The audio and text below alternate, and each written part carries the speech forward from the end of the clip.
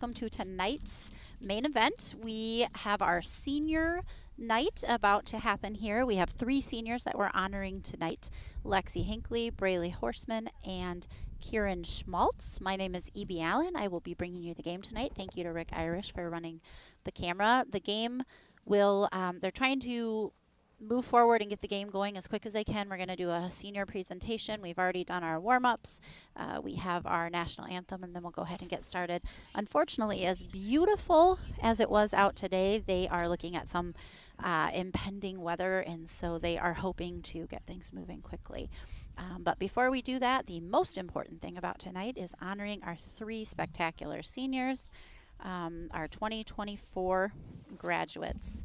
So you probably won't be able to hear the program, but I do have the blurb for each one. So I'm going to go ahead and read that while it's being read down on the field by Britt Ruskell, one of our underclassmen. We just welcome you to the senior night presentation for our 3 2024 graduates. We're going to honor Braylee Horseman. She's the daughter of Mike and Jess Horseman. There's no truer teammate who understands the importance of supporting others and playing her role more than Bray. She's always shows up ready to work with a smile and positive vibe that is contagious to all those around her. She's a true leader. She's extremely coachable and talented, a power hitter with a strong arm and stronger spirit. She is a driven person we know will go far in life. Bray will be attending Winona State next fall to study nursing. Kieran Schmaltz is our 2nd senior. Kieran is the daughter of Scott Schmaltz and Stacy and Dan Conway. Kieran's another example of a true teammate that has played multiple roles on the field with an amazing attitude and superior effort. Kieran brings the positive energy and the laughs. She is so good at cracking the tension in the dugout to remind her teammates the importance of having fun and enjoying every moment. She's a talented player with a high softball IQ. She has a steady outfield glove. She plans to attend Mankato State next fall to study construction management. And finally, Lexi Hinckley, who's been a fixture on our diamond for many years, is the daughter of Matt and Alicia Hinckley. She is not only an incredibly talented player with high-level skills in every position she's played, but she's a shining example of a leader, always asked to play new and different roles. She embraces them with the philosophy that she will always do what's best for the team. She is selfless, hardworking, and coachable. She was a leader on the 2022 state championship team, often gathering the team at extra practices and events to make sure that they grind over and over. She's a 2-time all-conference and all-section player and a 4-year varsity starter. She will be attending Winona State to study radiography next year. Each senior will be presented with a jar of dirt, and that is symbolic. And what is being read is, on this dirt, you have literally left it all: blood, sweat, and tears. You've made friendships that will always be a part of you. You've learned how to play your role and how to work with others to achieve happiness and success. You've fought your hardest, sometimes winning and sometimes learning. You've developed the ability to believe in yourself in times of difficulty and in others when they need it most. You've discovered the key to winning and living is giving it everything you've got every day. The dirt holds your laughter as tightly as it holds your frustration, but you have never let frustration get the best of you. You have learned to persevere because being the best, after all, means the best that you can be. Life goes on after this dirt, but the memories you have made, the bonds you've formed, the lessons you've learned, and the strength and determination you've developed will always be a part of you. Each time you look at this jar of dirt, draw from it and know in your heart what it stands for. You've been amazing players and teammates. We wish you the best. We have each senior's number spray painted. Thank you to Polakowski's. They're doing the groundwork this year, and they spray painted each senior's number on the behind home plate by the backstop. So kind of a neat way to honor each one of them. And we look forward to watching them and seeing them succeed beyond the diamond in the future. I would like to welcome my guest announcer tonight. As you all know, Carmen Berg joined me the last couple of years, and exciting enough, Kajal Berg is actually into school ball now, and so I have Tatum Allen, Gopher alumni, former softball player, with me tonight. Want to say hello? Yeah, hello. I'm excited to be here. Awesome. So it will be nice to have an extra voice here tonight, along with Rick Irish running the camera in the booth. We are now giving our starting lineups for Lewiston. It will be Natalie Jabinski. She'll be playing shortstop. Macy Menow, Natalie center. Macy Menow shortstop. Tegan Prigi will be third. Levine Lejeune, right field. Jordan Wing will be first. Alyssa Hansen second. Emma Danielson pitching. Tegan Hartman catching, and Hayden Randall will be left field. For the Gophers, Tatum will go ahead and read the lineup. I can give the positions as they take the field. Go ahead. Okay, batting first is McKenna Dornack. Batting second is Britt Ruskell. Then Lexi Hinckley, Katrin Johnson, Riley Urban, Grace Finley, Braylee Horseman, Kendall Knutson, and Kieran Schmaltz. Excellent. So all three seniors will be starting for tonight. We will go ahead as they take the field and announce their positions. We'd like to thank Emily Sin for stepping in and doing the lineups tonight. Allison Allen had to bug out for some board meeting that she had, so Emily stepped in and helped us run tonight. So thank you to her. We'll go ahead and pause now for the national anthem. We'll be right back.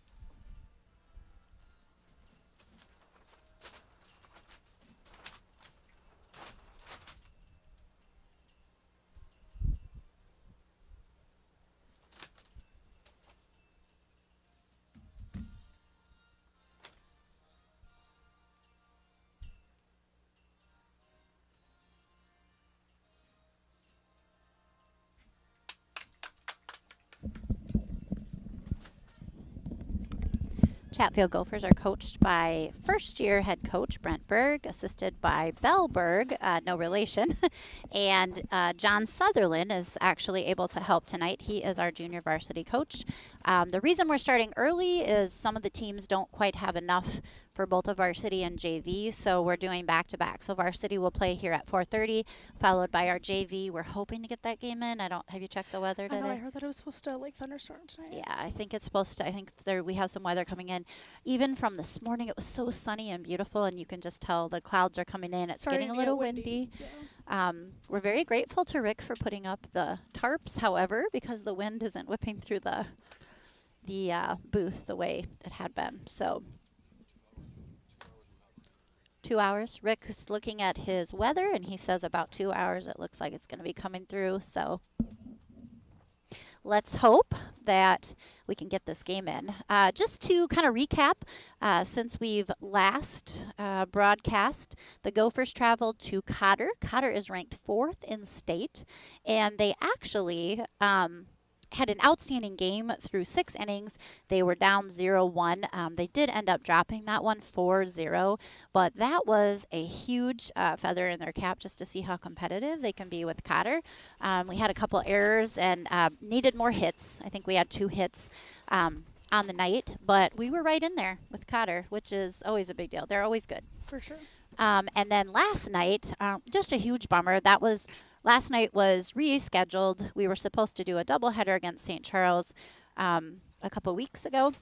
It was freezing cold, and we needed to reschedule that second game. They just could not complete that. So they were up 7-1, playing really well. And then St. Charles, they just kind of battled back, and we ended up losing 10-12.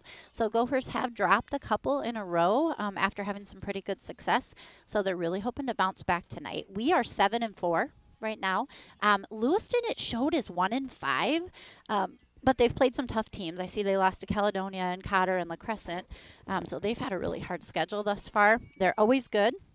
They're coached by longtime coach Neil Schilling, and I did hear, and I believe I spotted, Mike Baringa, the former head coach of St. Charles, is helping with that as well. So they definitely have some good leadership there, and would expect this to be a competitive game tonight. So do you want to go ahead and tell them where everybody's positioned here, in case they can't tell? Yeah, it looks like Kieran Schmaltz is in right. Kendall Knudsen's in center. Katrin I was blanking on the name for a second. Katrin Johnson's in left. McKenna Dornock's at short. Braley's at third. Britton Ruskell's at second. Grace Finley's at first. Riley Urban is pitching, and Lexi Hinckley is catching. There we go. So all 3 seniors starting tonight. Nice to see.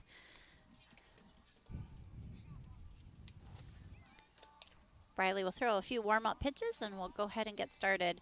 I spy in the crowd former section coach of the year, Jerry Chase, was able to come and observe a game. He's been super busy traveling to Lexi Chase's final softball season, and her team actually made the playoffs this year, which was a big deal. Her senior year, I just talked to her mom today. So they have been gone nonstop traveling around, but he was able to make it tonight. So it's really great to see him in the crowd, and he was able to come and honor the seniors. I think Lexi was maybe the only one he coached, but that's great. So gave him a little cameo there.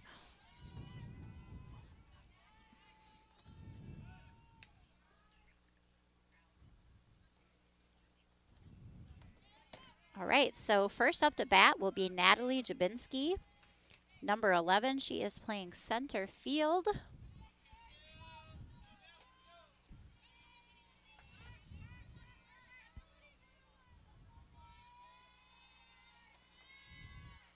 And the first pitch is a swing and a miss, so great way to start, Riley Urban.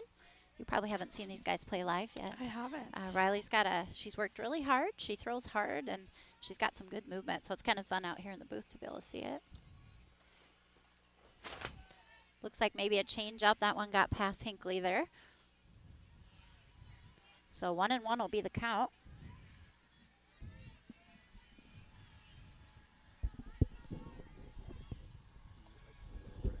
Another swing and a miss. It looked like a rise ball there. 1-2. Count on Jabinski.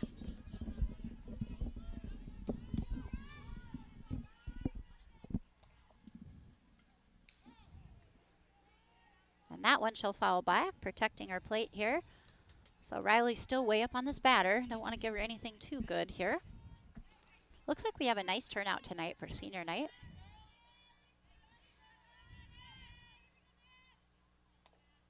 And interestingly enough, she squares to bunt with 2 strikes. It's a slow roller, and she reaches on a single. So very unexpected. As you know, for the rules, if you have 2 strikes and you bunt and you foul it, you're out. So that was an unexpected play. So that will be the first hit of the night for Lewiston. That'll bring up Macy. It's M-I-E-A-U, so meow. Looks like a steal. It's overthrown. Britt's there to back it up. So with no outs, Lewiston will have a runner on second base with their shortstop up to bat.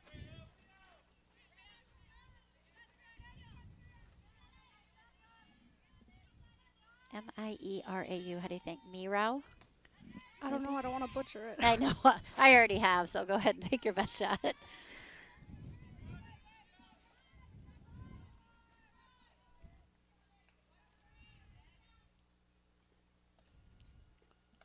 Right down the pipe. She gives her a strike. And that will be a backwards K in the book. Our first out and first strikeout of the night for Riley Urban. So 1 out. Runner remains on second base here in the top of the first. Swing and a miss. Tegan Priege, third base, also bats third. She will now be up.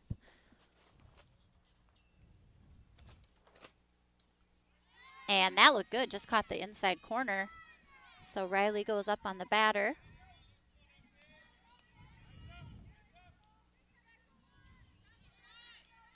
With an 0-2 count. And swing and a miss, and that'll be Riley's second strikeout. We will take that. And that'll bring up the number 4 hitter, Levine Lejeune. Levine Lejeune. Runner on second base. Lewiston hoping to bring her around. Gophers hoping to hold her here. Top of the first. 0-0 is the score. Another swing and a miss. Seem like they're having a little trouble keeping up with their speed. So 0-1-1 is the count.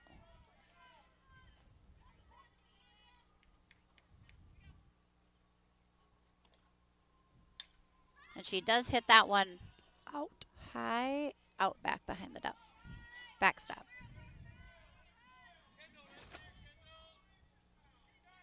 So 1-2 to Lejeune. 2 outs. Gopher just needs to fire it over to 1. And she fouls that one back as well.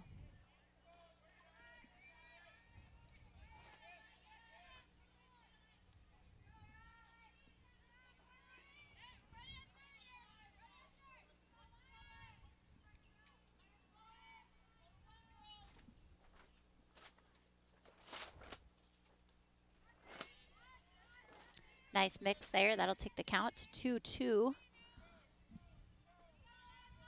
I think the first game of the year, Riley was, it was her first varsity game, just kind of firing them down the pipe, even on the 0-2 counts. And that was a line shot to McKenna Dornack. She reaches up and grabs that one for the 3rd out. So 1 hit, no errors, 1 runner left on base, no runs, and we'll go into the bottom of the bottom of the first, tied at 0-0. So I was going to say, Riley, at the beginning of the year, just firing down the pipe, and I think she's figured out now when I get up, I'm going to throw them some junk and see what they buy. And she's already, you can tell that she's really developed, as a varsity pitcher already. She's definitely moving it around. She's moving it around. She kind of knows she can hit some corners, and she's confident now that, okay, I can be at a 2-2 count and throw my last strike. She knows that, she's put in that time. She knows she can throw that when she needs to. So it's been fun to see her develop. Same with Katrin. She threw a good game. She's thrown a few good games. Threw a good game against St. Charles last night. We had 8 errors against St. Charles. So when you talk about things we need to shore up, and then I believe we had like 5 or 6 against Cotter. So I think our hitting is there. I think, our pitching, but I think pitchers need us to back them up. And errors happen, but we have to cut down on those for certain. Those are things they'll continue to focus on at practice. Yeah, those are things that'll make or break your game. Yep. So. Well, and I was telling the assistant coach, because she moved back here recently, that not only are a lot of these girls new to softball varsity, they're just new to varsity. A lot of them have never played varsity in basketball or volleyball, and it can't be said enough. Like, there's a jump, of just like speed and intensity and everything else. So just part of it's adjusting to the game and learning. But this team has a ton of potential. And the thing that's fun about this team is they really like to play. They play all year. And they're going to be good. They just need to keep settling in and playing the way they know how to play and being confident. All right, so Dornack will be up to bat to lead off. Swing and a miss. Looks like she pulled her head a little on that one. Dornack maintaining about a 500 average right now. She has 14 RBIs on the year and 10 walks, so she's been disciplined at the plate. She's scored 20 runs. So her and Lex are about tied. Lex is a little below, but those two have been hitting very well this year. And Dornack will start off with a hit. That one gets past their shortstop, so she'll make it to second, and she'll hold up there.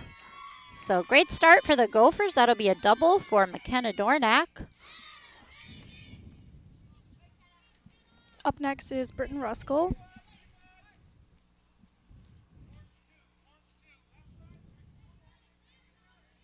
I know what Jerry Chase is thinking. No outs, runner on 2. You got to bunt them to 3 to be in scoring position. We'll see if Brent follows the Jerry Chase rule or not. He does not so far. Dornack takes a big lead.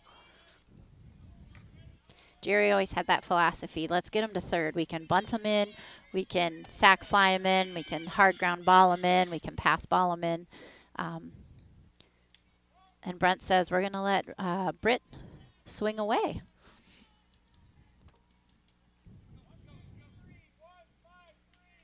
So 1-1 count on Britt Ruskell.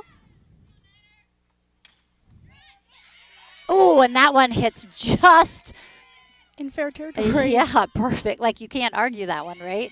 It literally goes up over top first base, so you cannot say that one's foul. So that'll be an RBI for Britt Ruskell and a hit. And the Gophers will go up 1-0 here in the first inning.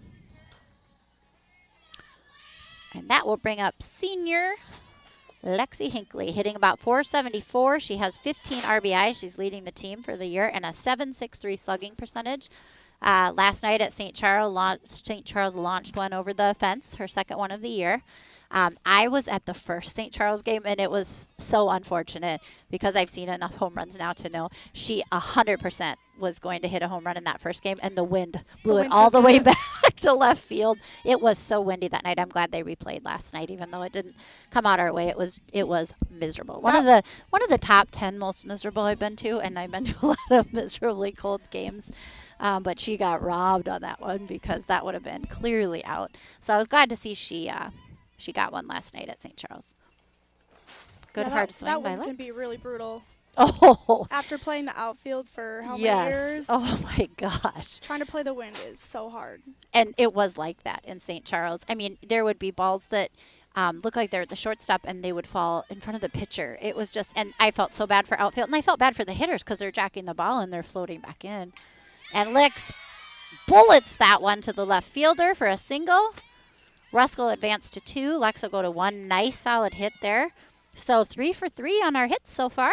We got runners at first and second with no outs, and that'll bring up Katrin Johnson, who is also having a great hitting year with a .382 average. She has 8 RBIs and has scored 9 runs on the season.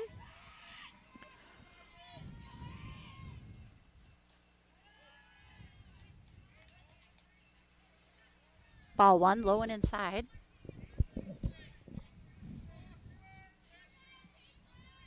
Yeah, you can just tell the sun just kind of disappeared, didn't it? She follows that one straight back, so that'll be a 1-1 count.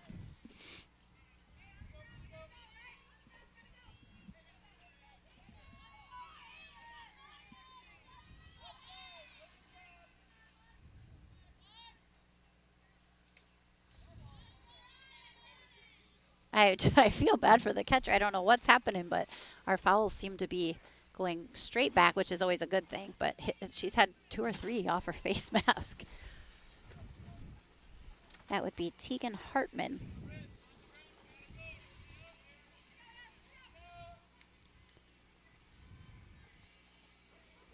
We're at the bottom of the first inning. We tried to get started as quickly as we could with weather coming in. Gophers are up 1-0. We still have no outs, runners at first and second. And Johnson swings at that outside pitch and fouls that one back as well. So 1-2 the count to Johnson.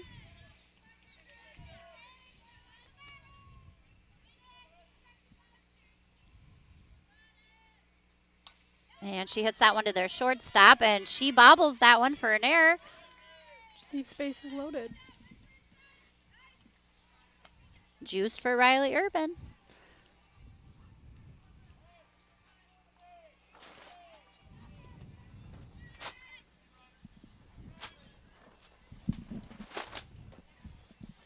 Looks like they'll have a runner for Lexi. And that would be, I believe, Kylie Sin. Rick, that's Kylie Sin, right? Yep. Sorry, I can't see the number very well. So Kylie Sin will be in to run for our catcher so she can get her gear on. Bases loaded, no outs. Exciting scenario here.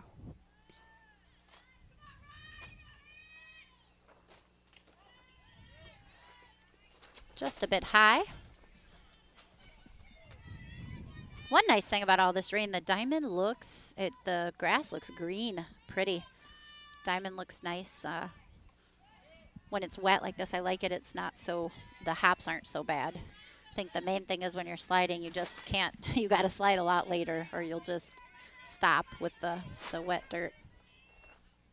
2-0 the count to Urban. And the catcher tries to block that one. It's in the dirt. But Ruskell will reach. She doesn't even need to slide, so great hustle there. That'll take the score 2-0, advance the runners to second and third.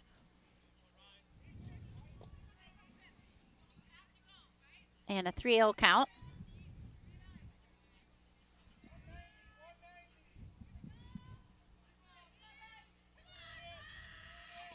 So I'm gonna guess we're gonna hold here. Yep, I would. 3 in a row, 3 in the dirt. And she does do a good job coming back with a strike there. Emma Danielson, she's holding down mound duties for Lewiston tonight.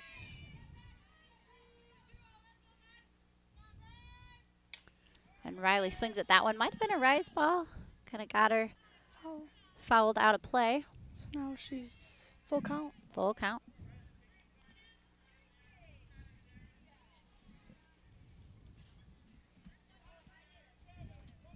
Riley was one of the only 2 to have a hit the other night against Hazelton. She did a nice job. Ooh, and I jinxed it. Swing and a miss. So that will be the first strikeout for Danielson on the evening against the Gophers, and that'll give the Gophers 2 outs. Runners still in second and third.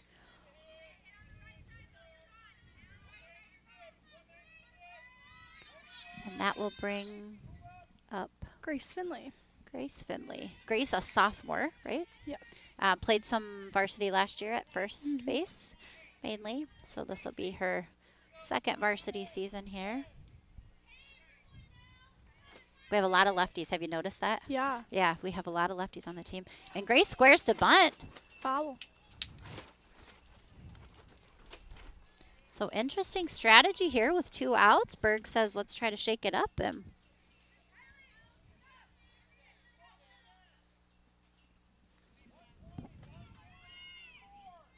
oh, wait, there's only 1 out. That's my bad. The only out was Riley, wasn't it? And that one's kind of a blooper. That'll work. That's a base hit. And that will score 1. They kind of had to hesitate because it was kind of in that area where all 3 had to collect, center, short, and second. It blooped right over the base. So great job by Grace. That's an RBI for her. That'll bring up Braley Horseman.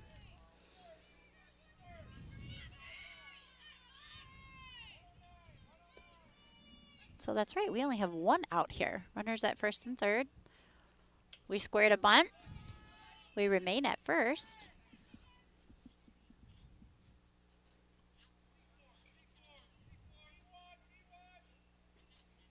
We've got Finley at first and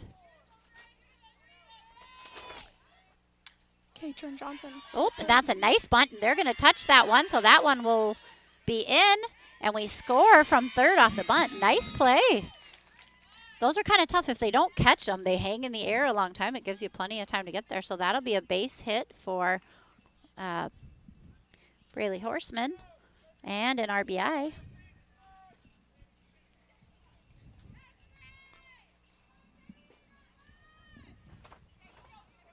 That brings up Kendall Knutson.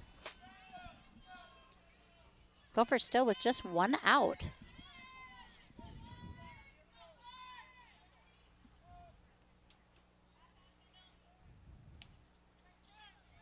Runners at first and second.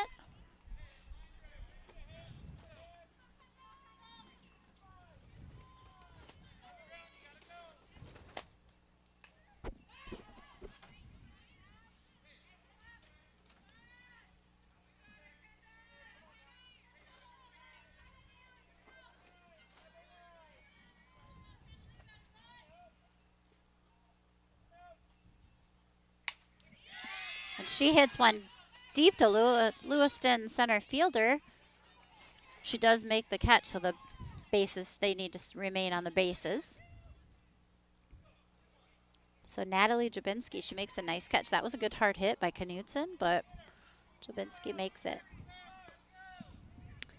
Now up is Kieran Schmaltz, another lefty. Yeah, we have a lot of lefties. Liv Carver, she's not batting this game, but she's a lefty as well. So I think we have 4. It's kind of fun to see.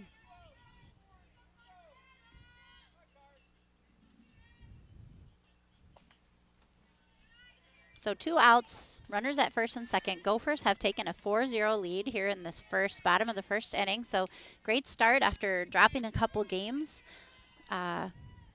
this week and last week. So it's nice to see them bounce back. They seem fired up, intense. Their bats are moving. They're ready to bounce back here. 2-0 count on Schmaltz. That one's in the dirt. Or sorry, it was 3-0 count. She will take her base. So that'll juice the bases once again. And we are back to the top of the order. McKenna Dornak, she had a double to lead off the game.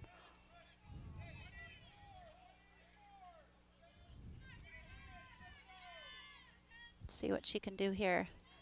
Catcher does a nice job. That one was plenty high. She had a great grab there.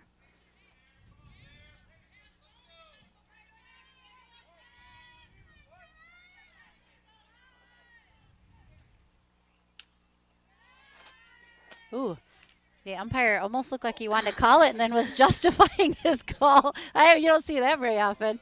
He was like, I don't think it's a strike. It was too high, but yeah, that was interesting. And that'll be a 3-0, just like that count to McKenna Dornak. Bases are loaded. She walked the last one, so hoping to come on back here. And I guess we're going to take this one, see what she can do. And she does come back with an inside corner strike. So 3-1, we call this the hitter's pitch. The hitter has absolute control here. If it's not what they like, they can definitely take the walk. And that was a good one on the outside corner. So 3-2, full count, bases loaded, 2 outs. Let's see what happens here. And Dornak swings and hits a high fly ball to right. And Lejeune handles it. So that will be the end of the first inning. Yep. Gophers scored 4 runs on 5 hits. We left 3 runners on base, and there was 1 error. So due up for Lewiston will be Jordan Wing, Alyssa Hansen, and Emma Danielson.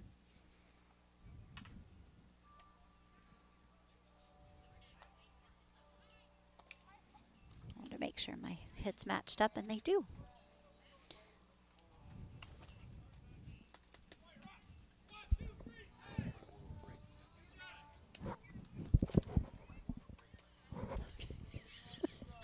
No breaks. We will. Rick says if you need to take a break, you can. We'll take one soon. We're going to start the top of the second inning. Gophers leading by 4. Again, would like to thank Tatum Allen, my guest announcer, for joining me tonight. It's a lot more fun than listening to just my voice. I appreciate that. It's kind of fun to watch from out here, isn't it? It is. This is a great booth and a great view. And it used to be cold, but they have put tarp around it, so it is quite cozy in here. Rick does a nice job with that.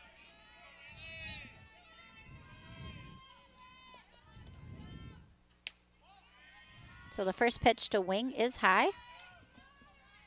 Riley allowed 1 hit last inning, struck out 2, and then the third was caught by our shortstop, so looking to do about the same again. Little low. She'll start with a 2-0 count here on Wing. Jordan Wing, their first baseman tonight.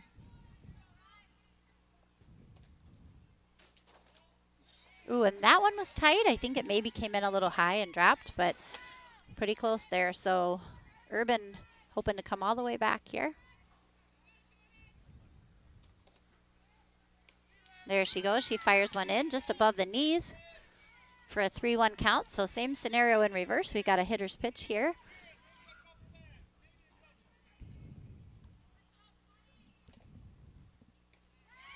Great pitch. A little bit of a curve there.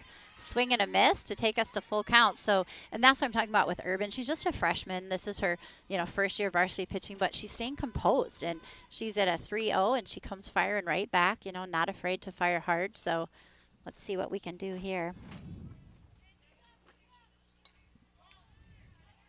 Wing fouls that one back to the backstop. We're at the top of the second inning. We plan to play 7. We're hoping to get the whole thing in, and JV's hoping to play after us. So hopefully the weather stays away. And she will foul that one back behind again.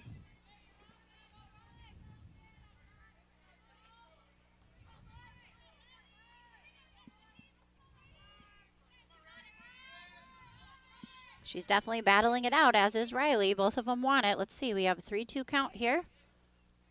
And that's a called third strike. Nice job, Riley. He can't lay off that one with a 3-2 count. So that'll be Riley's third strikeout.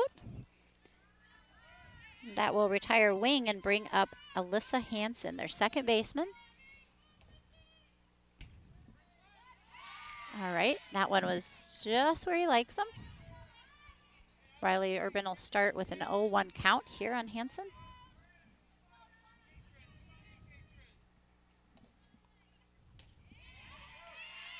Swing and a miss, bit of a drop ball. So this is where I'd like to see, and she's been doing a good job with it, mix it around. Nothing too good, nothing too close. Make her guess a little. And that was good, a little high. Lex did a nice job framing it. He wasn't biting, but Hinckley in her second year of varsity catching. She was a all-section first baseman before that. Has adjusted nicely to the role. She does a great job framing and position. And great job, Riley. 2 strikeouts. There we go. 4th strikeout of the game, 2nd of the inning. She's firing well. Just a freshman. Doing a nice job this year. So that will bring up Emma Danielson, the pitcher. Thought about it. Yeah, that one was tight.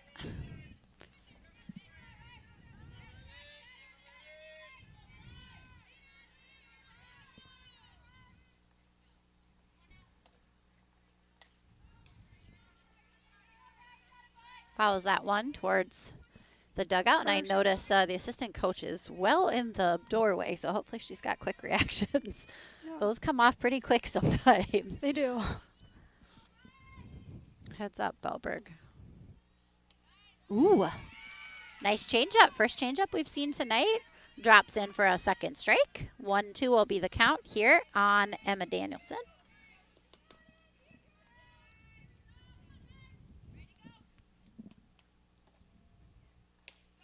Strike 3. What an inning for Urban. 3 up, 3 down, 3 strikeouts.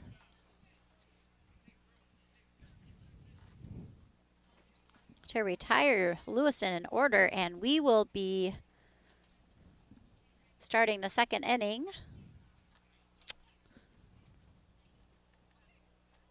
with Britt, Lexi, and Katrin. Perfect. Let me make sure. I love this game changer. It's so much easier to look. 1, 2, 3. I missed a strikeout somewhere on my sheet.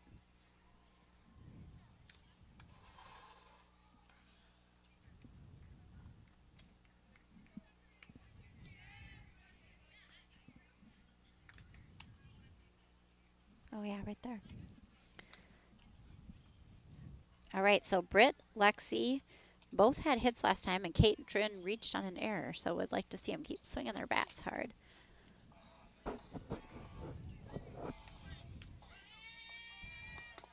So I was bummed I wasn't able to be here last week, but we did our annual Take Your Daughter to the Ballpark night. So if anyone follows Charlie Puddles on Facebook, it's Leif Erickson. He does a great job of taking pictures, and he had the cutest pictures from the event. We announce, a little bit about our program, and then the varsity girls line up, and the Let younger the little girls kids run through. It's so cute. There were so many excited girls running through the tunnel. We had a huge turnout. It was awesome. And then we were so proud to donate a bench in the honor of, our fan and our supporter, Mike Bernard. And they've actually poured the cement for that, and that's going to be right where all the lawn chairs sit, kind of behind that. So it will have its own cement section, and it has a plaque that has Mike's name on it, and it says, "A life that touches others goes on forever." So his family was able to join us, and we were so proud and happy to be able to bring that. We hope people will enjoy it for many years in the future. So that was a special night, and then things are just ticking right along. Prom was this last weekend. We're having senior night. I'm sure they'll start their banquets. You remember, it was just a year ago. I know. It goes so quickly.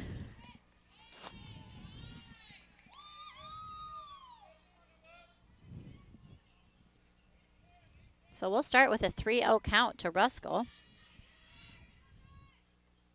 And one nice thing about Danielson, when she gets behind in the count too, she does a good job coming back with a strike.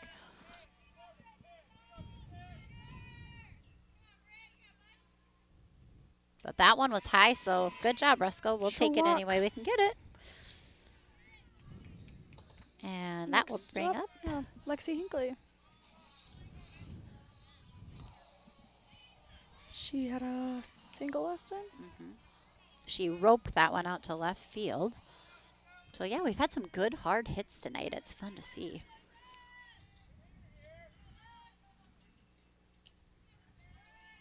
That one will be inside.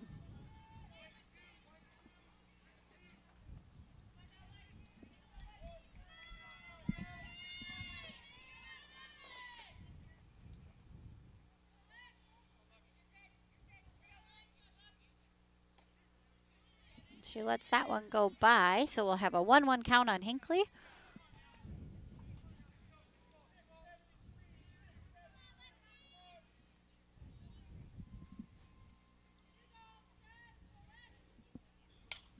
She swings hard, and that one's just foul.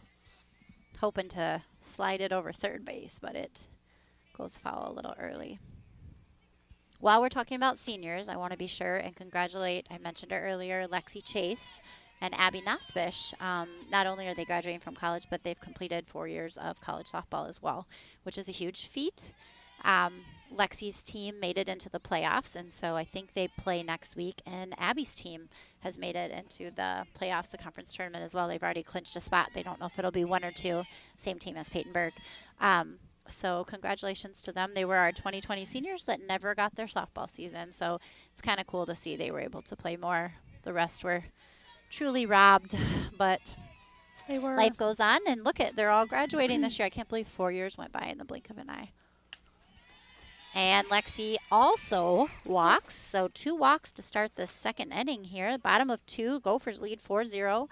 Now they'll have runners on first and second with no outs. And Katrin Johnson up to hit. She reached on that air to shortstop. It was kind of a hard hit ball, and she kind of bobbled it. Looks like Kylie is in for Lexi running again.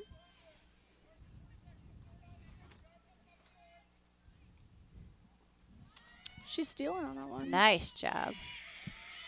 Good hustle. Ruskell is an aggressive base runner, and I like it. And she's fast. So the ball was just kind of in the dirt, not really a pass ball, but she manages to advance. So that's an even better scenario. We'll put runners at second, third with no outs. Catcher's doing a great job working back there, keeping everything in front of her. So that'll be a 2-0 count to Johnson right away.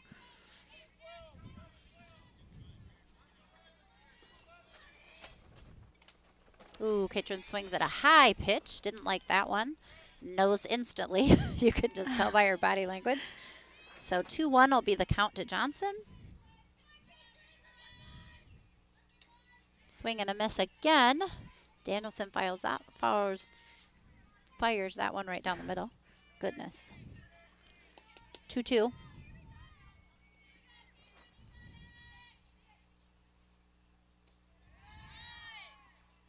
Full count. Full count.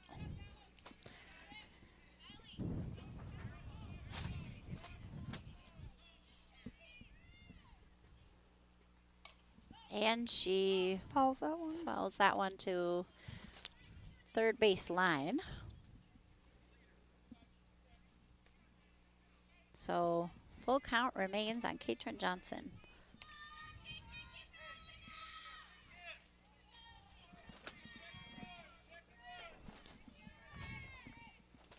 Ooh, and she ropes that one to left field. And Ruskell will score to put us up 5-0. Sin will advance to third. And Katrin will be at first. So nice hard hit with a 3-2 count. That'll bring up Urban. She did strike out last time.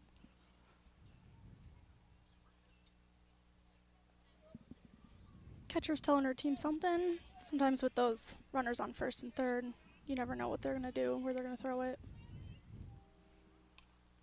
Oh, And we she scored a bunted bunch. it. I didn't even look. Was she going? Did it look like we were going? I didn't actually see either.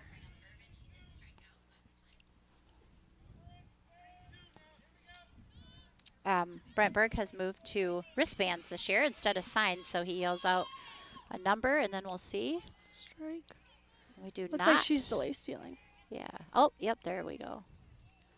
Trying to bait the throw unsuccessfully, but we advanced to second, so that's good. So still no outs, runners on second and third.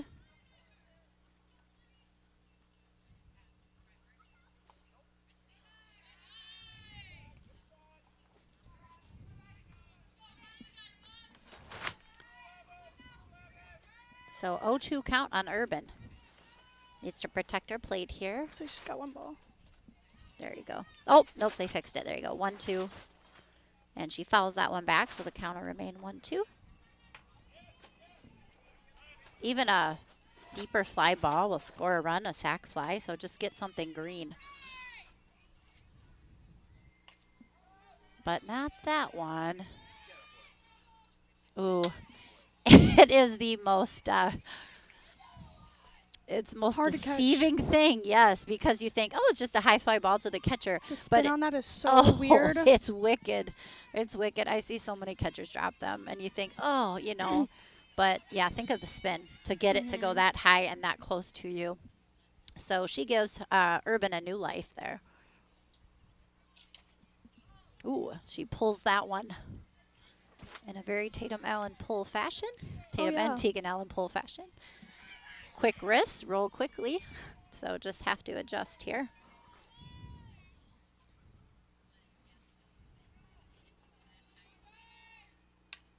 She's battling. She's doing a good job. She's not going to let one of those higher strikes get called on her this time. So she'll follow that one out of play as well. Gophers have yet to incur an out with runners at second and third, and they lead here in the second inning 5-0. So definitely hoping to tack some more on with this scenario. I'd like to see Urban hit a gap here. Oh, so she swings, and the catcher does a nice job holding on to that one. So that'll be the second strikeout for Riley Urban. And that will bring up Grace Finley. And Grace had a hit last time as well.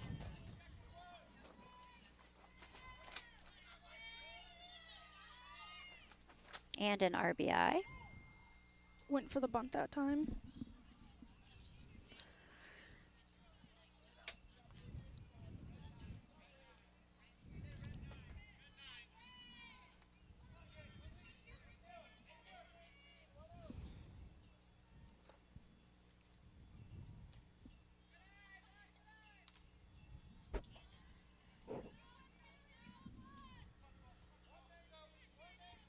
So we do have one out, runners at second and third. 1-1 the count on Finley. She swings and misses. I like the swing. She just pulled her head. She didn't watch it. I think she just needs to shoulder, keep it in there, and I think she'll hit that one hard.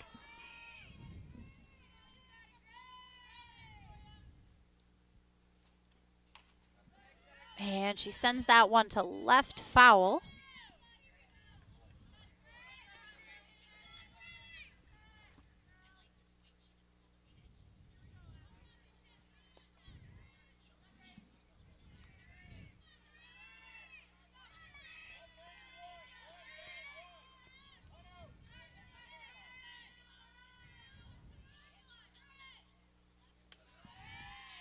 She lets that one go by.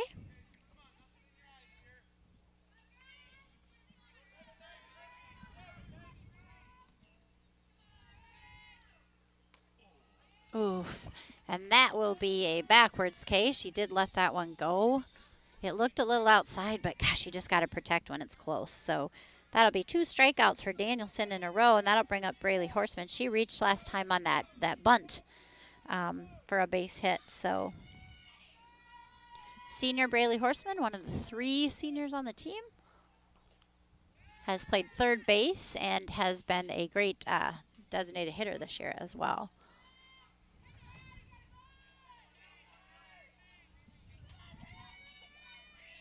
Runners at 2 and 3, really hoping to knock at least one of them in here. If she lets that high pitch go by, that'll be a 2-0 count to Horseman.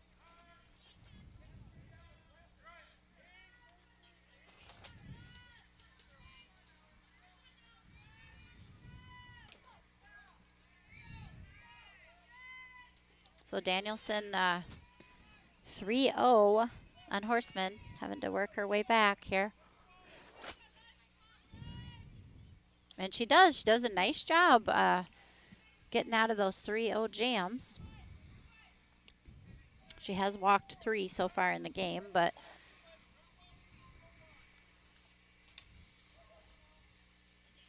I don't know what it is about our bats tonight or that poor catcher, but that's the 4th one she's taken in the mask. Hartman doing a nice job being tough back there. I think the umpire's checking in with her.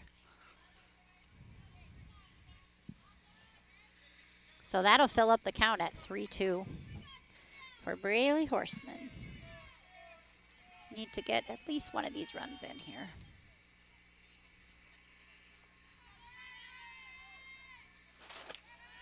That'll be a walk. We will take it to load up our bases. And Kendall Knutson up to bat. And Kendall, oh, she flew out last time to center field on that hard hit. So I'd like to see another one of those in the gap. Clear the bases. Low strike called for ball 1 or strike 1.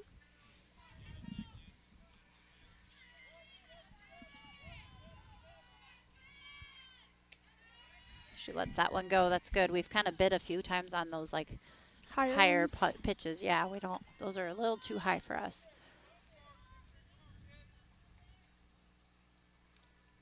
Ooh, and that one was a drop ball. She did go for that one as well. So that'll put the count at 1-2 on Knutson. Needs to protect here.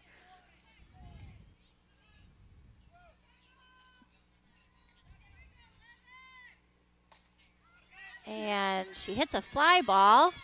Almost the same spot as last time. The center fielder handles it to retire the Gophers. So after 2 complete innings, the Gophers lead 5-0. We'll take a quick break and be right back.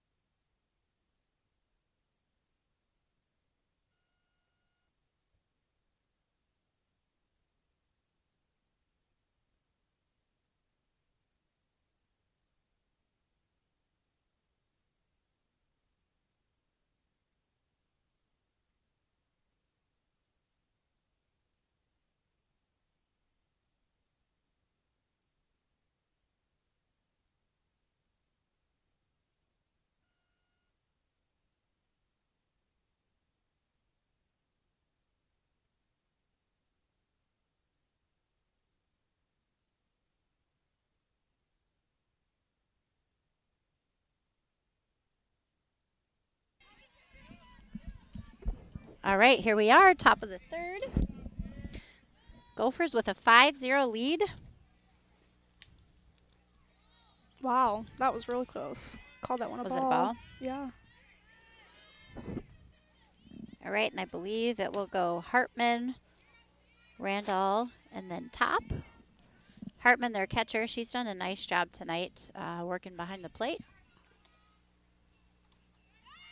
Swing and a miss. They're having a little trouble catching up to Riley's speed. They're behind it quite a bit.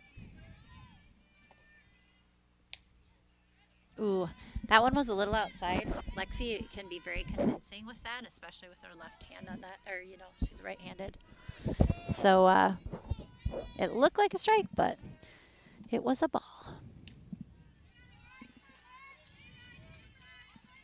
So that'll put the count, I believe, at 3-1 here for Hartman.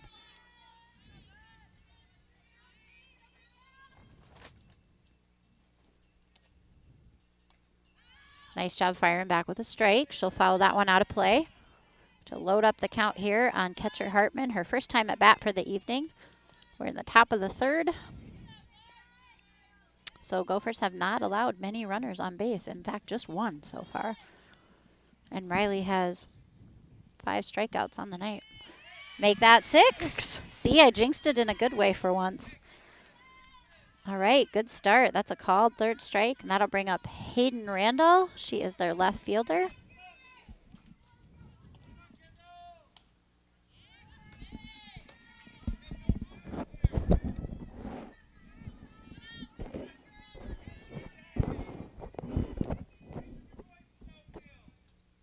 And she squares to bunt, fouls that one back.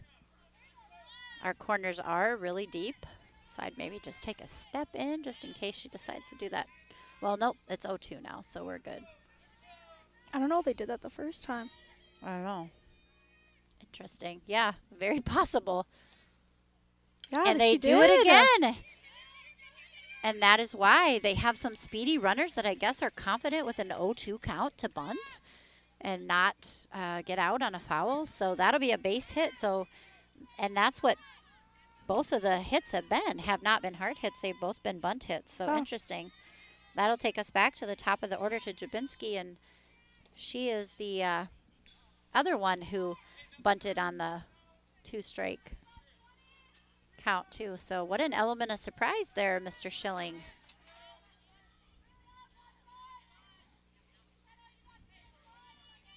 And that was perfect bunt too. It just slow rolled to second. And there's a swing, and that's a high fly ball. That one will go to Ruskell. She's underneath it. She handles it for the first out.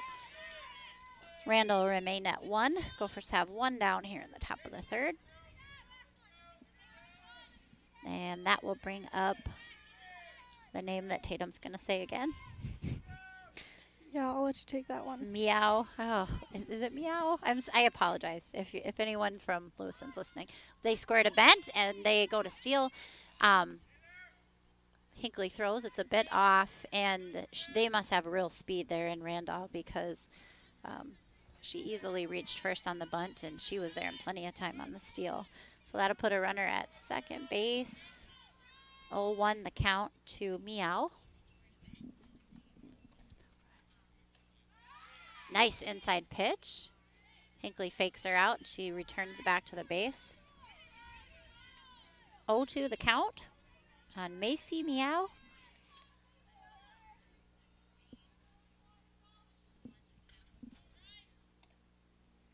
Strike 3.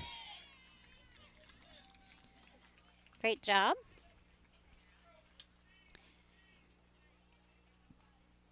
And that will be 7 strikeouts for Riley Urban thus far.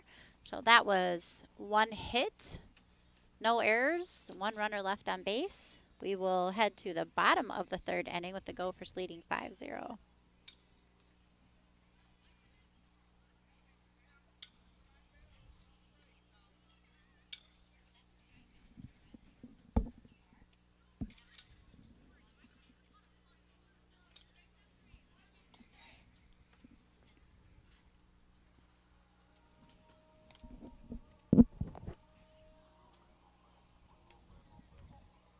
Looks like Kieran Schmaltz will be up to bat first. Kieran then top. Kieran looks like she walked last time.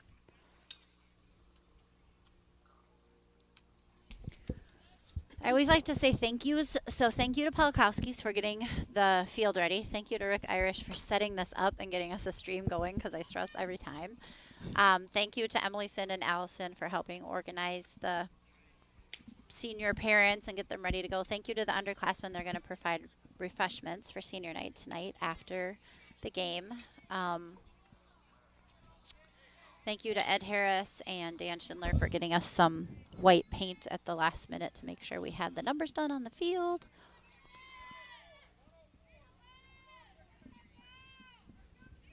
All right, so Kieran will step in. She's 0 for 0 because the walk did not count against her first time around. Kieran, one of our other 3 seniors, plays right field.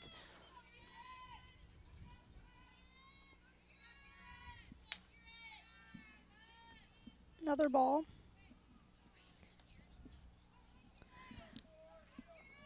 Danielson will remain on the mound. And she does start with a 3-0 count on Schmaltz, which is what happened actually the last time around.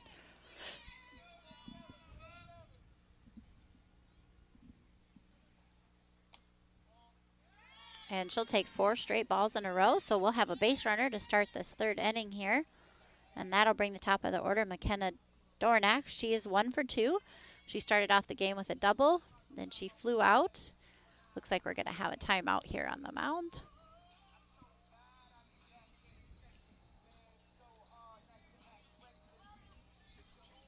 Maybe switching pitchers.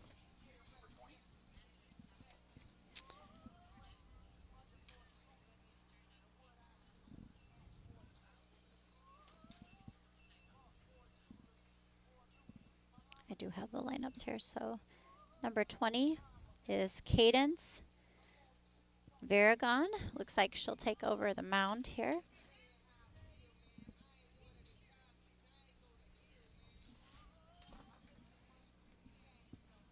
Oh, also always want to say a big thank you to our Chatfield Youth Softball Association. They sponsored senior night, so they actually got gifts for the seniors. They took care of the stenciling.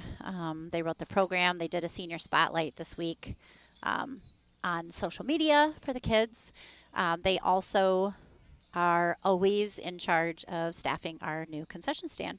So if anybody's hungry, come down to the game. We have hot dogs and nachos and pizza, candy, bubbler, all kinds of great stuff. So thank you to Carmen Berg, our Fireball board member that's helping organize that this year. And what we do is we always ask all of our youth parents whose kids are not in the schools ball right now to come and help man it. It's a great chance to bring a younger kid to the game just to kind of be a part of the atmosphere and see the game. And then when your daughter reaches school age, then the next younger group will do that for you. So we've been really successful in finding volunteers. Even if you don't have someone in softball, but you want to come and be social and help out, if you go to our Chatfield Youth Fast Pitch Association is the name of our Facebook page. There's a sign up genius, and we would love anyone. I know I'm going to call her out, but Kelly Nosbish, bless her heart, her daughter played fireballs years ago, but she'll come and work a shift because I think she has some nieces and different things in it. So anyone's welcome to sign up and help. It's all volunteer. All of the money goes to help buy equipment and balls and help pay for umpires and different things for our youth sports throughout the summer. All right, so Dornack will step in, 1 for 2. And Varagon, looks like she maybe has a little more speed than Danielson. Just trying to find her groove here. I believe it's 2-0 to start the count here on Dornack.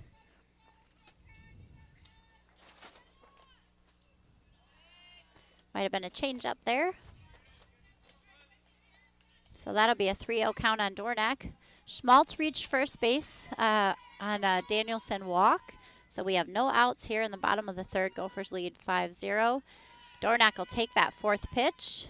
So that'll put runners on 1 and 2. Both reached on walks. And I'll put Britton Ruskell up to bat.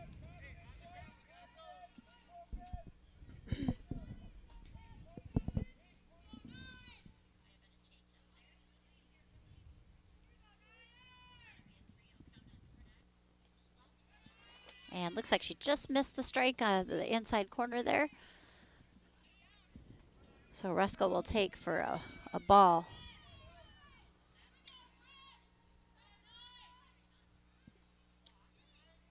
There she goes. There's her first strike. 1-1 the count on Ruskell.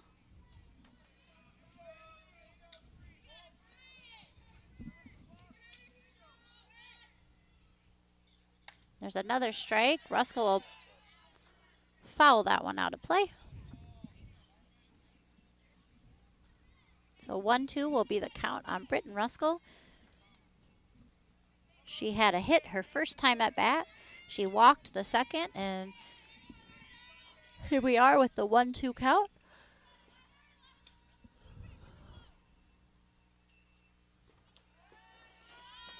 Varagon goes for a changeup again.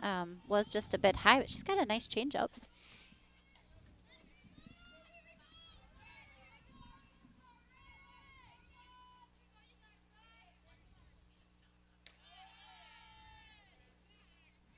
So she'll load up the count, hoping to catch Ruskell swinging. They've walked our first two batters.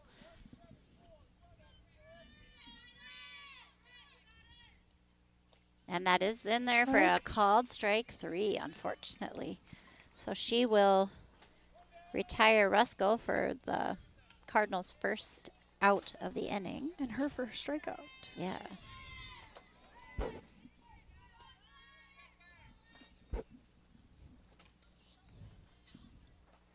That'll bring Hinckley up to bat. She has a hit and a walk as well.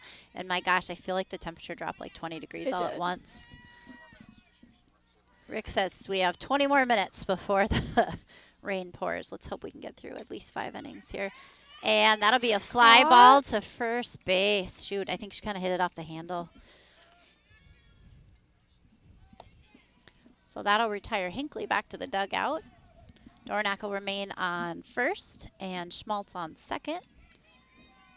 And with 2 outs, Katrin Johnson will step up. Down the third baseline. Oh, foul. Close. That was a close one. Yeah, I'm going to have to. Do you have a coat? No. Here, take mine. No, there you go. Yeah, I have more in my car. Who would have guessed I'd have to put layers on this morning? I came to the dugout or the field to meet the groundskeepers just to talk about where we were going to put the numbers, and it was actually hot. So it's crazy how quickly it changed.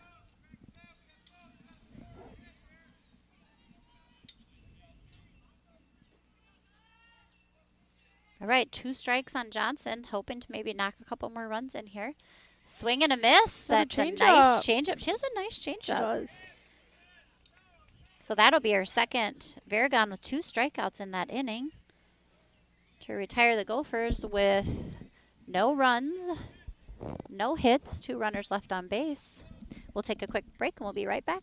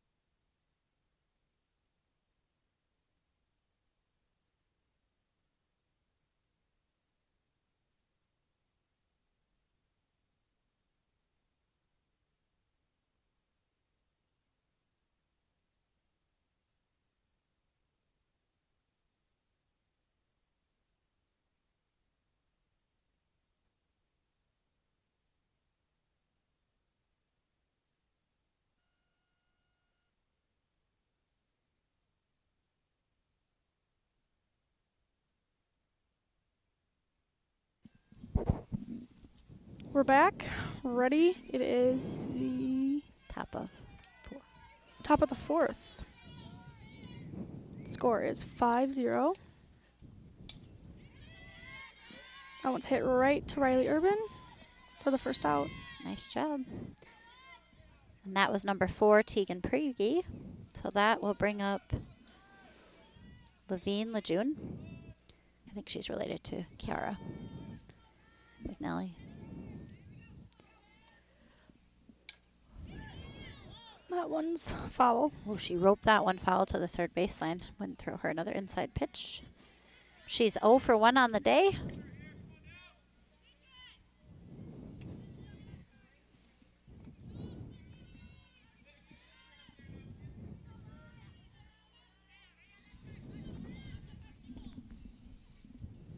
Nice drop ball. She does not bite on that one, but I like that mix.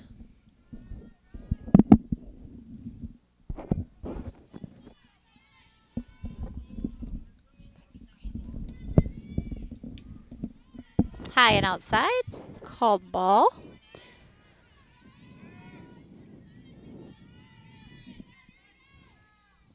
Gophers have managed to hold the Cardinals to 2 hits, and they were both bunts on 2 strikes. So it's been interesting so far. Oop, that one's a little inside.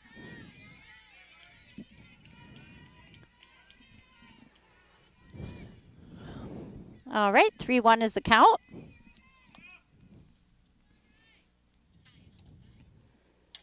And she swings. Horseman gets a glove on it, but it kind of pops out, so that'll be an error on Horseman. And Lejean will reach on an error, so Cardinals have their 3rd base runner of the evening.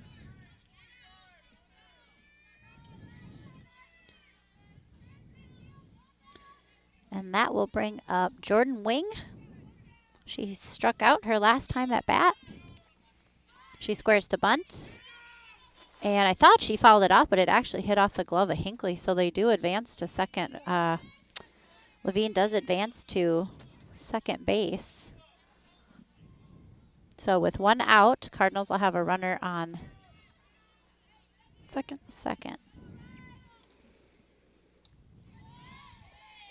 She swings for 1-1 count. Yes.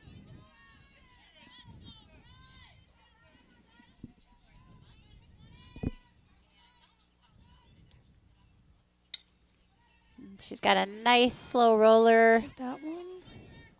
Finley does a nice job picking that one up, tagging her base. That'll advance Priggy to, or I'm sorry, Lejeune to 3rd base with 2 outs.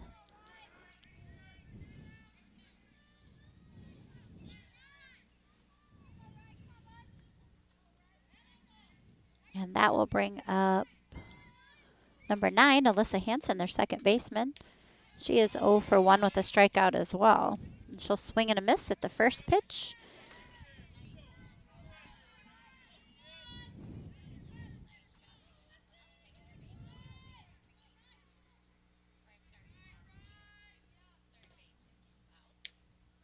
It's a nice called on the outside corner, strike 2. So 0-2 count here on Hansen. Nothing too good.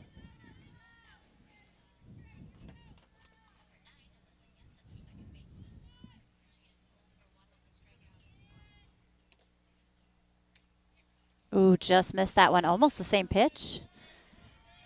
Called ball, but just almost, I think, just outside that outside corner there.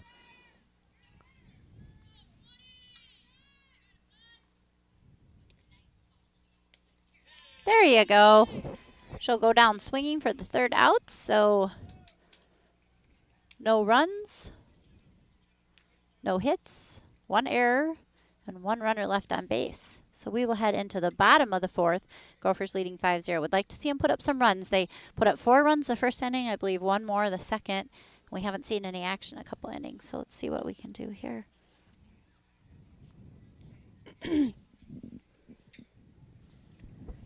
All right, we'll take a quick break and be right back.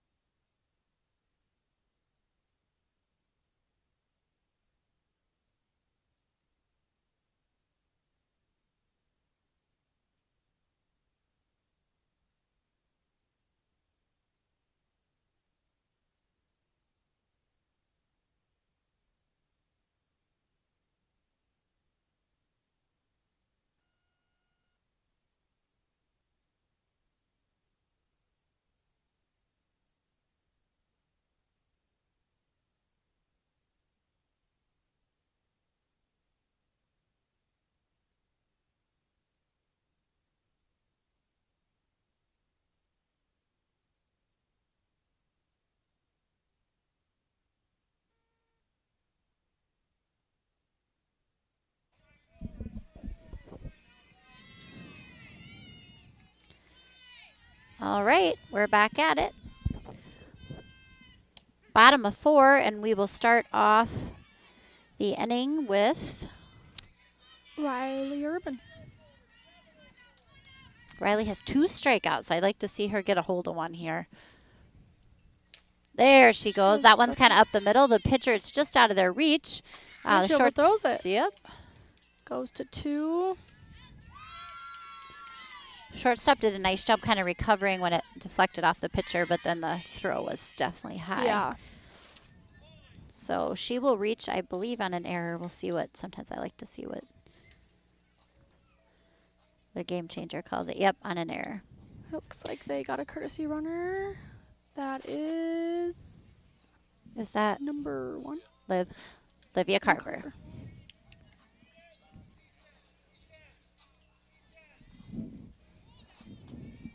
All right, that'll bring up Grace Finley. She had a hit and a strikeout, so she is 1 for 2. Bottom of 4, Gophers lead 5-0, no outs, runner on second base. Like to see us score that one. And she does a nice job lacing that one out there. The outfielder gets to it, dives, hits her glove. She's home.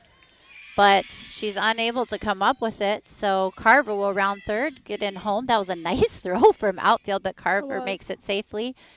And that was Finley also advances not to an second. easy dive. No, I feel like that could be as easily a hit, like when you lay your body out for that. I mean, it's in her glove, but we'll see what they call that one. But that was a nice hard line shot. So that will bring up Braylee Horseman. Yep.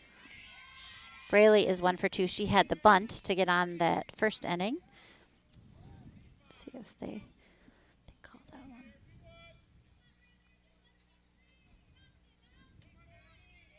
Yep, they called it a single. I agree. When you lay out completely that way, that'd just be a heck of a catch if you made it. So Great job, Grace. We squared a bunt. Nice bunt by Braylee Horseman. That one stays fair, and she's going to reach.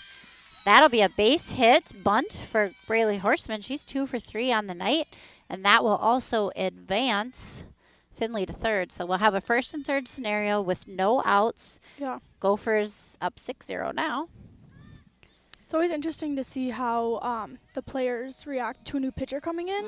I feel like we've kind of, from previous seasons, kind of struggled with that, where if the speed changes a lot, that we just cannot get back into it and hit off of them. But it seems like they're doing a really good job. Yeah, I think they have. And I definitely think she's got more speed than the first pitcher. Maybe not as much movement, but I think you're right. I think we've reacted really well. Yeah. Oh, all right. So into bat for Kendall Knudsen will be Bryn Horseman.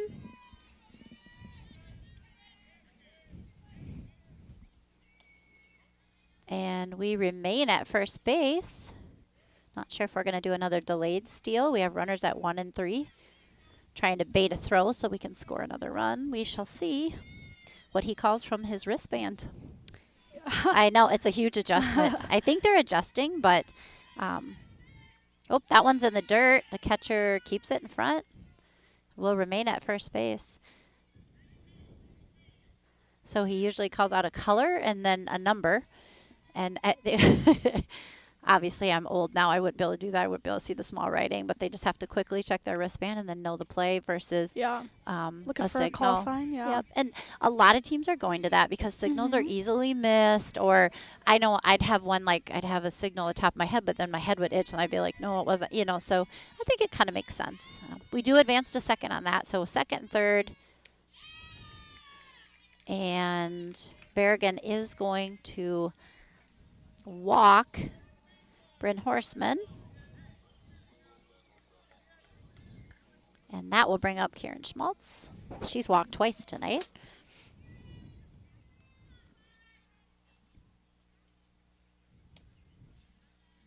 She swings.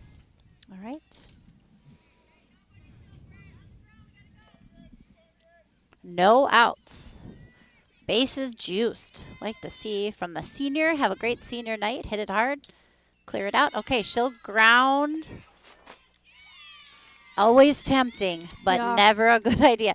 So it's a slow grounder to first base. You, of course, want to prevent the run from scoring, but what you always have to remember as a fielder, that I would tell as a coach, is that runner has 3-4 steps off. So especially if it's not hit hard to you, they have such a jump on you. So she tries to throw it home. The runner's safe, and the runner gets to first. So Kieran will reach on a fielder's choice. And that will bring up the top of the order. Yep. McKenna Dornack. This will be her 4th at bat. Through 5 innings. So the Gophers lead 7-0, bases loaded. Bottom of 4, sorry. McKenna is 1 for 2 right now. She hit, she got out, she walked. There's a called strike. Boy, I don't know if they can tell on the camera, but the light just disappeared. It got dark all at once. Good thing we're using a yellow ball, not a white one like back in my day. And he says that one's just a bit outside. So that'll be a 2-1 count on Dornack.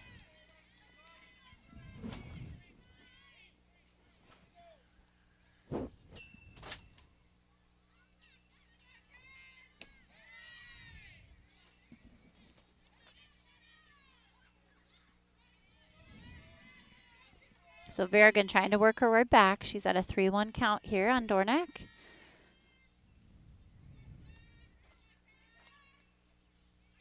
And that one's in the dirt, ball 4. So Horseman will walk in and touch the plate, and that'll take the Gophers to 8-0. Still no outs, still bases loaded. That will bring up Britt Ruskell.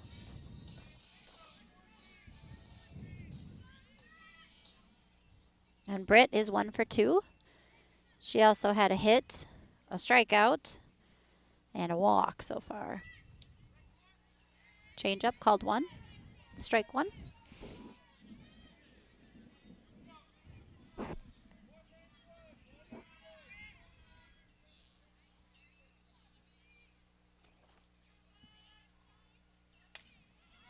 she hits a high fly ball to second base, and they drop that one. I am surprised that's not an infield fly. There's only one out. Bases were loaded. And that's exactly what Mr. Mike Bering is going to come out and ask. That should be a called infield fly. Yeah, I mean, it seemed like it should be, but I believe that's what the coaches are going to question. So an infield fly, the batter's automatically out because, it didn't happen in this case, but you don't want players basically dropping it on purpose for a double play. Yes, exactly. So he's explaining something. I'm not sure if they think it was not technically infield, like Rick said, because we did kind of have a foot in the grass, kind of. And, yeah, I don't think they're going to award them the out. Yep. So, interesting scenario. It is what it is, that was definitely an error either way. So that'll bring Hinckley up to bat. Hinckley is 1 for 2. She's also walked. She popped out, and then she had a hit. Would love to see her hit a few of these runs in. The score is now 9-0 after that last play. In high school, it's 10 after 5, so love to see us get 10 and then hold them. Interestingly enough, it's 8 after 5 in college, so a little bit less. It looks like Verrigan's struggling just a little bit with her release right now. Looks like she's holding on to it a little bit long, which is why you throw those high pitches. Just needs to trust that motion there. 2-1 the count on Hinckley. She hits a hard ground ball. That'll be in the gap between short and third, and 2 runs will score.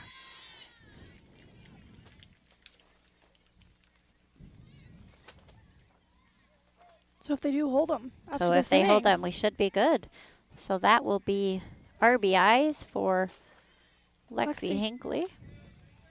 Courtesy rider coming in, and it's starting to rain. Oh, there we go. Gosh, if we could just get that next half inning in, that would be awesome. I tell you, I saw something that said, why can't we move spring sports to the fall? It's so much nicer. We just have not had nice weather.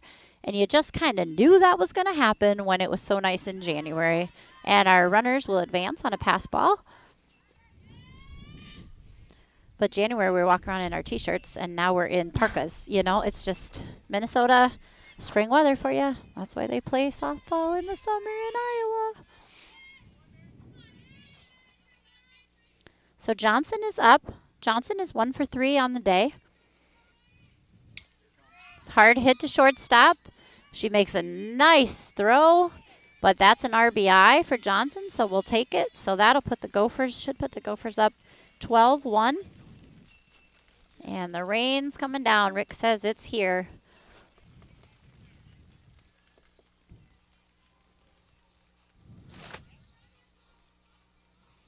And so then the challenges begin, right? So he's taking the pitcher a towel, try to keep the ball dry. See a bit of frustration. They should have been out of this inning a couple times. They have allowed a couple errors that's kind of made their pitcher work. And they only have 1 out.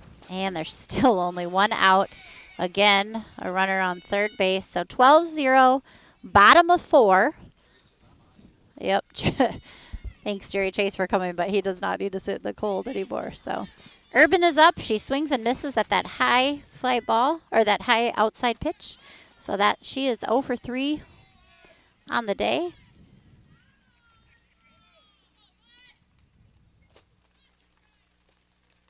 Low and inside. Smart. Thank you to everyone who donated to our concession pavilion, because that is much needed shelter when it rains. Look how many people are underneath it avoiding the rain. I love that. Urban will foul that one back.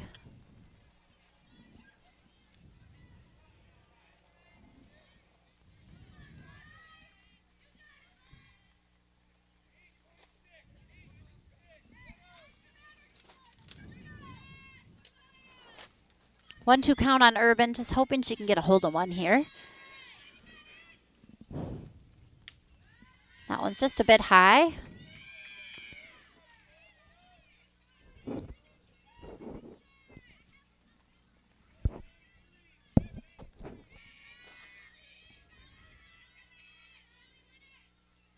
That one's low, so we will load up the count at 3-2. Urban looking to battle her way to her first hit of the evening.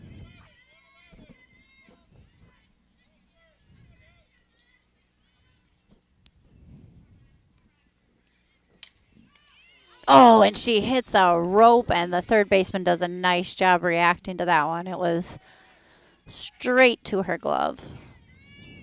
That'll give him 2 outs. 2 outs, and Grace Finley will be up, and she is 2 for 3 on the day.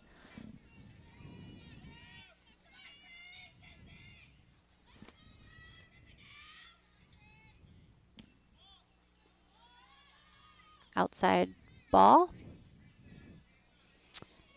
Yeah, I cannot believe how dark it got all at once. So we started the game nice, sunny, beautiful, blue clouds, and now we're gray and rainy. Rick, do you know how long this rain's supposed to last, just tonight or all night?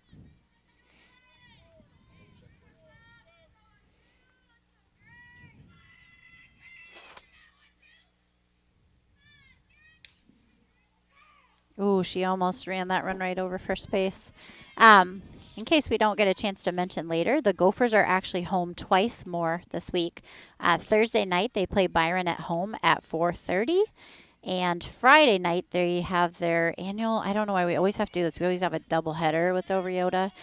So that will begin at 4 o'clock on Friday. I will be here Thursday, excited to bring you the game. Friday, Andy O, bless his heart, will be covering for me once again, as I will be at Tegan Allen's Mankato State, Minnesota State Mankato graduation. Peytonburg is also playing that day, so I'll be watching that online and going to the graduation. So many things happening all at once. So appreciate Andy O'Connor stepping in and doing that. Does a great job.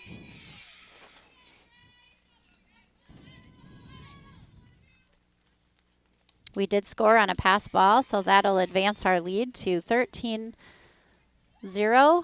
Finley will draw the walk, and that will bring up senior Braley Horseman.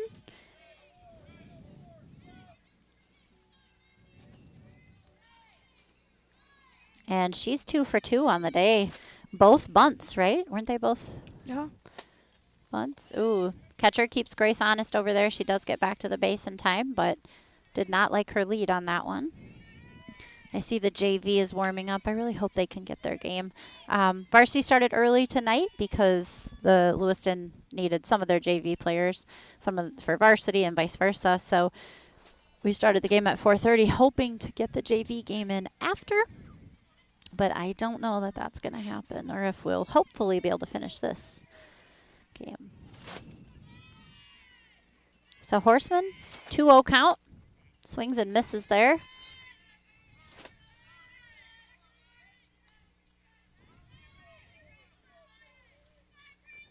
Finley is at 1. She advanced on a walk. And Horseman gets underneath that one, but it's not quite enough to get over the shortstop head, so she does catch that one to retire.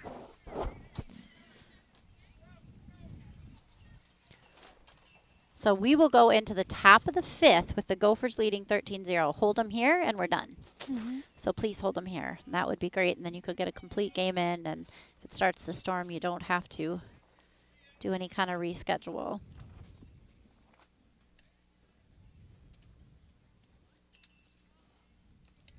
So yeah, the season is ticking right along. A couple home games this week, and then I know they have to travel to Caledonia. They have a Fillmore Central makeup, but things are going quickly. Before you know it, it will be section time. And I think I've said this before on air. I don't know if I told you this, but the section has finally changed. And it's going to be like baseball now. Instead of the weird kind of subsections and then half of the subsection advances and plays the other half of the subsection, the section is all one now. And there's just going to be seeding, just like there is in basketball or anything else. And they'll seed all the way through. And then, the 4 that advance from the seeding will play each other, and then one will still advance to state. But what the advantage for us, what had always happened is it's not necessarily the case this year, but we would always have 3 or 4 rated teams in our subsection. So, I mean, for sure. Yeah, only one could end up advancing to state, but you couldn't even make it to the section because you had all these rated teams playing each other. The year that you guys won state, St. Charles was rated ahead of us or right around us. Cotter was rated. We were rated. We all had to play each other just to get there. And then you met the other side of the subsection. And honestly, the final games were like 17-0. It didn't feel like maybe necessarily the 2 best teams were in the section final. Yeah. And so this year, at least you're going to get at the section like better, more well-matched competition. And I believe there we go, ground out for the first out. I believe they started doing that in baseball a year or 2 ago, but doesn't that, compared, it makes way more sense. And it just gives more teams an opportunity. And I know Ben Peter, he's our section leader, and he did a really good job kind of pushing that and convincing people like, hey, this is good because we just have a really strong subsection. So there we go. There's a grounder. Oh, shoot. That one will get by Braley Horseman for a base hit. So Hartman will draw a hit there. So 1 out, top of 5.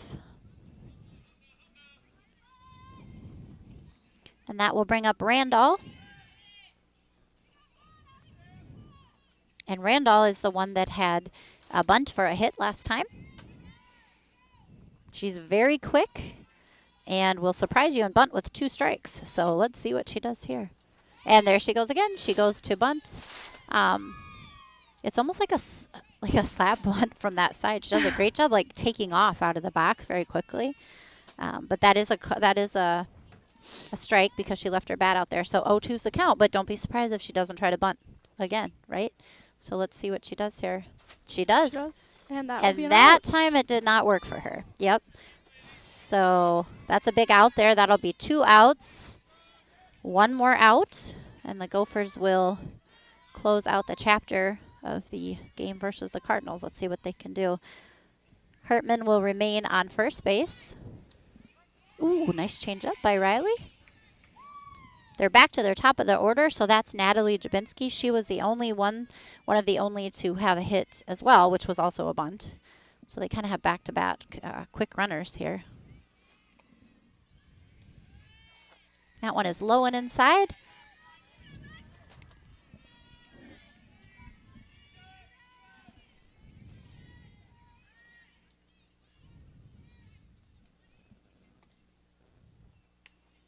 And Urban holds on to that one just a little bit long.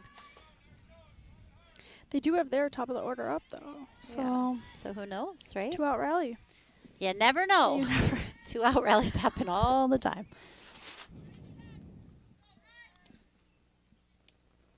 Just a little low and inside. Urban again doing a nice job kind of mixing it up, but I think we're at a 3-0 count, so we don't, let's come on back and get this last one here. Ooh, and on a 3-0 count, she has her swinging, so that's interesting. So 3-1 to Lubinsky. Gophers 1 out away from ending this game early by run rule. They're up 13-0. They had a big inning last inning. She swings and misses, and that'll be it. So no runs. I think they called that one an error, but we'll see. 1 runner left on base, and that will close out the game. For the Gophers, they will go to 8-4, and Lewiston, I think, will drop to 1-6. That was the record that they had out on the softball site. So just to do a little bit of recap, the Gophers ended with 9 hits as a team. Lexi Hinckley, Grace Finley, and Braley Horseman all collected 2 apiece. Hinckley and Johnson and Finley also had 2 RBIs apiece. Gophers ended up with 5 strikeouts and only committed 2 errors. We had 1 double, and that was McKenna Dornack. Riley Urban pitched a complete game, the 5 innings. She allowed just 2 hits, and she had 10 strikeouts. Yeah, so that's really good. That's very solid. Lewiston, just 2 hits. They did not have many base runners tonight. They had the 2 hits, and I think they had 1 advance on that, or 1, they called that one of Braley's, I guess, an error. So 2 hits and 1 error. Again, they struck out 10. And Riley did not walk a single batter tonight. Wow. Which was really interesting because there was a lot of times she was down 3-0 on the count, and she came all the way back. So she did a good job. The 2 hits for Lewiston came from Lubinsky and Randall. As we mentioned, they were bunts on 2 strikes, which was surprising.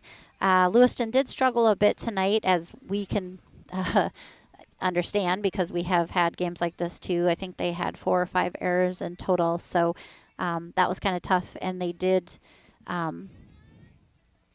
allowed 9 walks, and so we had a lot of base runners that were, they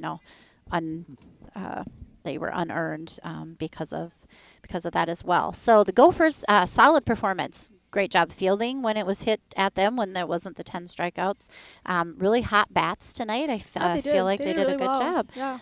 The bunts were there, and the pitching most definitely was there. So exciting to see them on senior night pull out a big win. Again, congratulations to Braley, Lexi, and Kieran, our 2024 seniors that we honored before the game. We're hoping the JV will get their game in, so if you're looking to come out and just bring your umbrella and come and watch a little bit more. The Gophers will, again, be playing Thursday night at home at 4:30. CCTV will be bringing you that. And then Friday night, they will have that doubleheader at 4 o'clock versus Doriota. So any final thoughts on the game? No. Thank you for joining me. Yeah, I know. I was excited to come see them. I haven't seen them yet. So it's nice to have a softball player and an alumni Oh, yeah. to come and make sure that it's not just my voice that everyone's listening to. So you're welcome to join anytime. And you're finished with Yeah. finals this week, right? And then Yeah. you'll be back. Great. Maybe you can go and help too. So Yeah. so that'll be good. So thank you, Yes. Chatfield, for joining us. We loved bringing you the Gopher game. Thank you to Rick Irish for running the camera. Congratulations to Brent Berg, Bellberg, and John Sutherland, coaches on the win. We look forward to seeing you all on Thursday.